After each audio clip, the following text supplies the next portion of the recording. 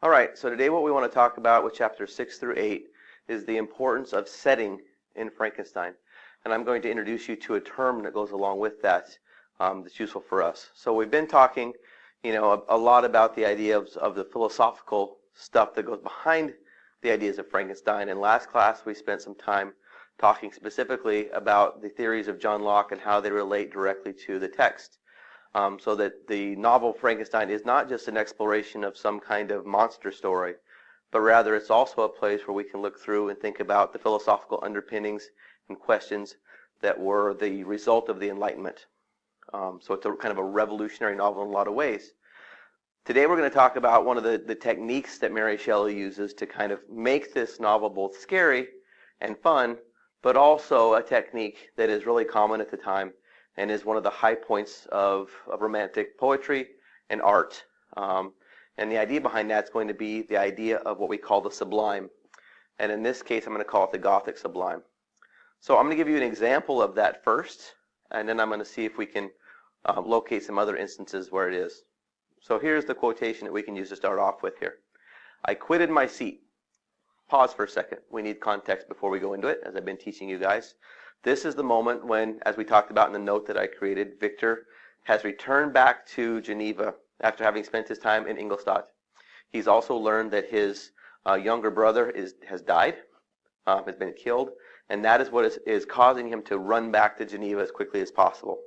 When he gets there, the gates of the city are closed and he can't get in, so he has to pass the night outside under the stars, as it were. The medieval cities were often walled and gated for security purposes, and so in this case he's been locked outside the city and he can't make his way home. These are his reflections, these are his experiences in that first night. I quitted my seat and walked on, although the darkness and the storm increased every minute, and the thunder burst with terrific crash over my head. It was echoed from Salevi, the Jurus, and the Alps of Savoy. Vivid flashes of lightning dazzled my eyes, illuminating the lake, making it appear like a vast sheet of fire. Then for an instant, everything seemed of pitchy darkness. Okay, so let's think about our basic content that we have for the what we call the Gothic novel's grammar, the way that it works out. And one of the things we talked about monsters, maidens, madmen, those kinds of issues, but we also talked about the setting. And you'll notice at the beginning of the book, it starts off with what? What's the way it starts off?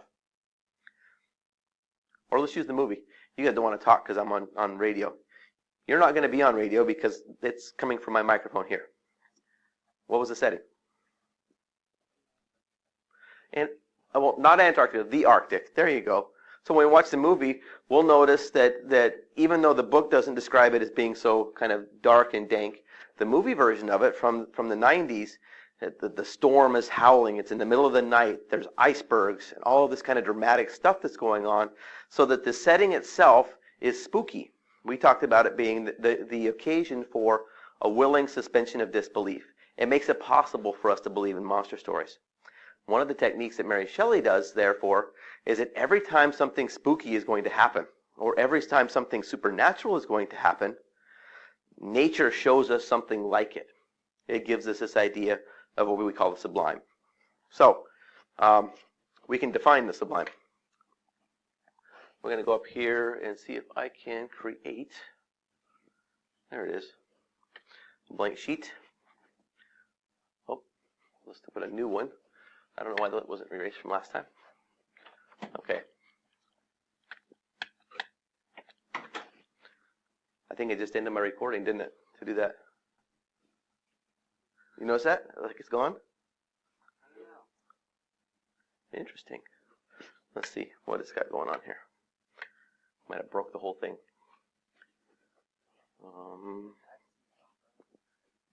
Let's see. Let's go back to this one. It's going, but I don't know if it can see the projection or not. Strange. Okay, well I do know what we can do is maybe we can capture it right here and do it this way. I'll have to see, I've never done this before. Sublime.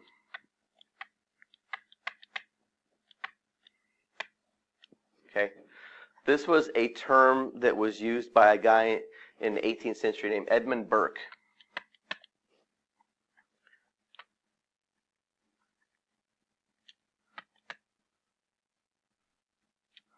There's an E on the end.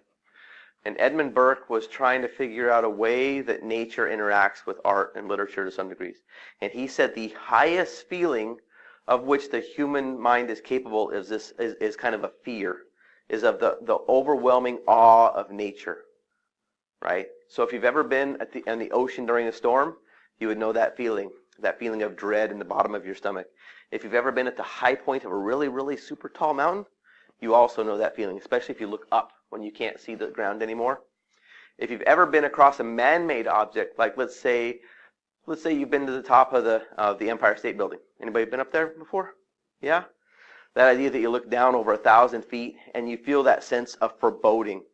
What Burke said was that this particular feeling, this sensation of what is the sublimity of this gigantic aspect of nature, creates a certain kind of aesthetic.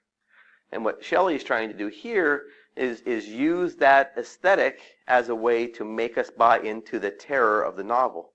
And it works. It works really well. In fact, if you've ever watched any scary movie at all, or read any scary book, you'll notice a couple of key elements. One, it's usually dark.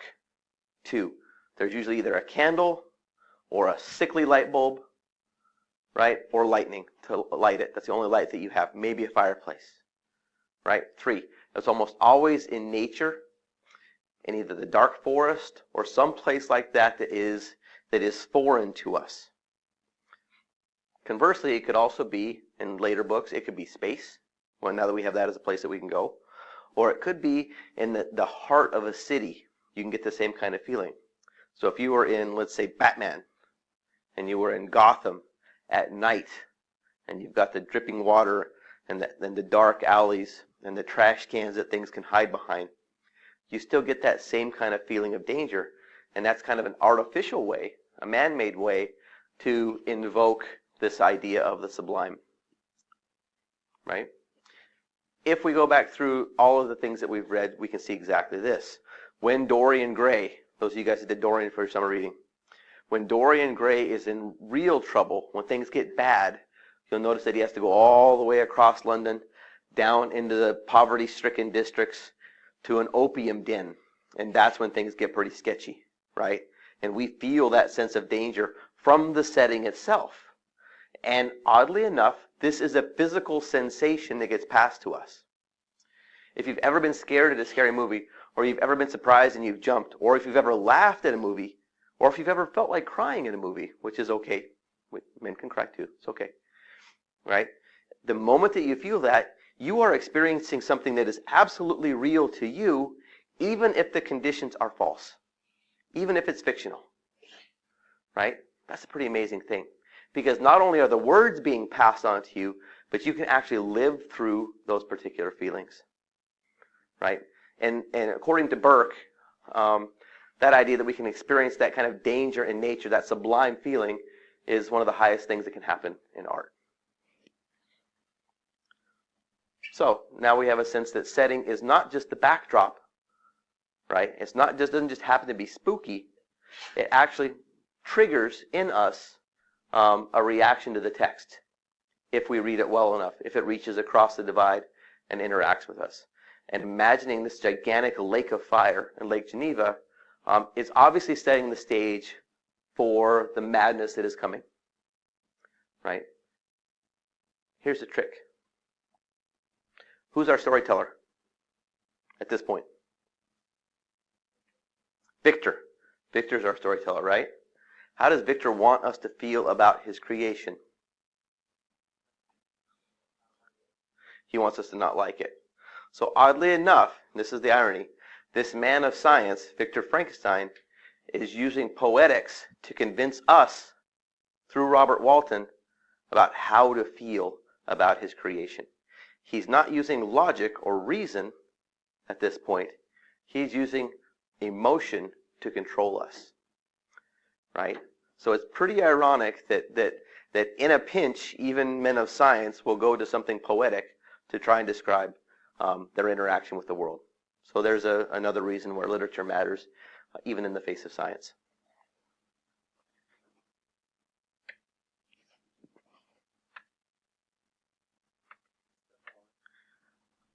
Mouse.